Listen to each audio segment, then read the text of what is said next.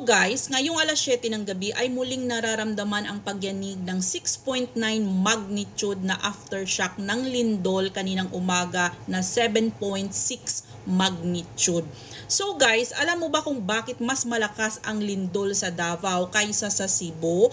Dahil pala guys, ito ipakita ko sa inyo, ito ang mapa ng Davao. So ang Davao pala guys ay maraming fault line. Yes, nagkasanga-sanga ang mga fault line dyan, kaya kung bakit mas malakas ang lindol.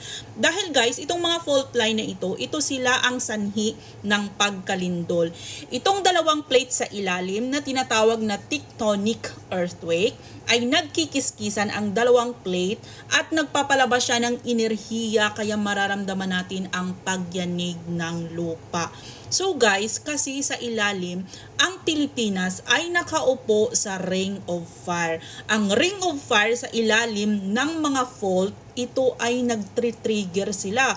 Nabubuhay sila, nagtitrigger sila kung bakit gumagalaw ang fault. So kung gumagalaw ang fault, syempre, mag-produce siya ng enerhiya, kaya may lindol tayo. So ngayon, kaya pala malakas ang lindol sa Davao kaysa sa Kabisayaan dahil nga mas marami pala ang fault line sa Davao. So guys, napakadelikado talaga ngayon. So mag-ingat na lang tayo, maglayo tayo sa mga lugar na madaling malandslide o di kaya sa mga building at sa mga dinaanan na ng lindol. Hindi na tayo doon pwedeng pumunta para sa ating safety. So mag-ingat tayong lahat.